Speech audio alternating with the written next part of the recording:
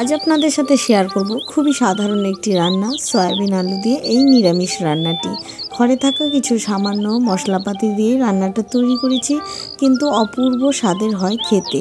সব কিছুর সাথেই রুটি লুচি সব কিছুর সাথেই পরিবেশন করতে পারেন। আজ করে দেখাবো আপনাদের দেশি আলু দিয়ে সয়াবিনের এই রান্নাটি। তো চলুন রান্নাটি শুরু করা যাক। প্রথমেই দেখতে পেয়েছেন আমি কিন্তু প্রেসারে আলুটা 3টে সিটি দিয়ে নিয়েছি। দারুণ সুন্দর নরম তুলতুলে হয়ে গেছিলো।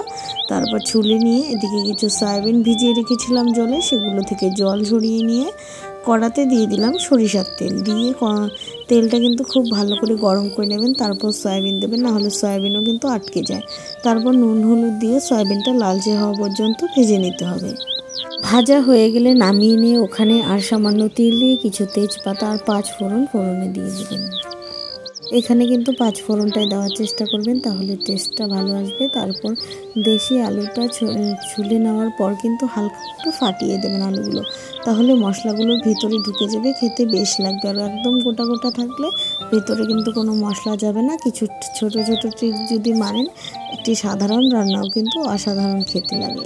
তারপর দিয়ে দিলাম একটি টমেটো। সব কিছু ভালো করে কিছু সময় ধরে কিন্তু ভেজে নিতে হবে। সব কিছু ভেজে ভুজে রান্না করলে দেখবেন এর টেস্টটাই হয় আলাদা। তারপর মশলা দিয়ে দিলাম। এখানে কিন্তু আমি ধনে, লঙ্কা, জিরে, আদা সব কিছু একসাথে বেটে নিয়েছি। সবসময় বেটে নেওয়া মশলা দিয়ে রান্না করার চেষ্টা করি, সত্যিই অসাধারণ হয় খেতে। গুঁড়ো মশলা রান্না আমার কখনোই পছন্দ নয়। তারপরে দেখতে পাচ্ছেন কষাতে কষাতে কিন্তু একদম মশলাটা শুকিয়ে এসছে। সেই মুহূর্তে দিয়ে দেবো ভেজে রাখা সয়াবিনটা, এখানে দিয়ে কষিয়ে নেব। রান্নাটা যত কষাবেন রান্নার টেস্ট ততই বাড়বে। তারপর দেখুন সয়াবিনটা দিয়ে কষাতে থাকবো।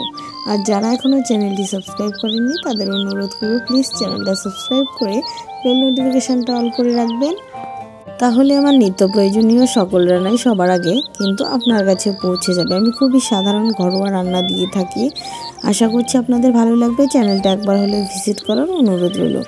যখন মশলাটা কষাতে কষাতে সুন্দর একটা সেন্ট বেরোবে, তখনই কিন্তু পরিমাণ মতো ঝোল দিয়ে দেবেন। ঝোলটা একটু বেশি দেবেন, কেননা আলু আর সয়াবিনই ঝোল কিন্তু খুব বেশি পরিমাণে টানে বলতে পারেন, এর জন্য শুকিয়ে যায়। আর একটু সময় বেশি জাল করতে হয় বলেই ঝোলটা একটু বেশি দেবেন। তারপর নামানোর পরে কিন্তু ঠিক মাত্রায় চলে আসবে। তারপর অনেকক্ষণ সময় ধরে কিন্তু ফুটিয়ে দিতে হবে। বেশ সুন্দর হয়েছিল রান্নাটি, খেতে হয়েছিল অপূর্ব স্বাদের। রান্নাটি আপনাদের কেমন লেগেছে অবশ্যই কমেন্টে জানাতে ভুলবেন না। আশা করছি ভালো লাগবে। আজকের জন্য এই পর্যন্তই। খুবই সাধারণ রান্না, খুব কম তেল মশলার রান্না। আজকের জন্য সকলকে টাটা।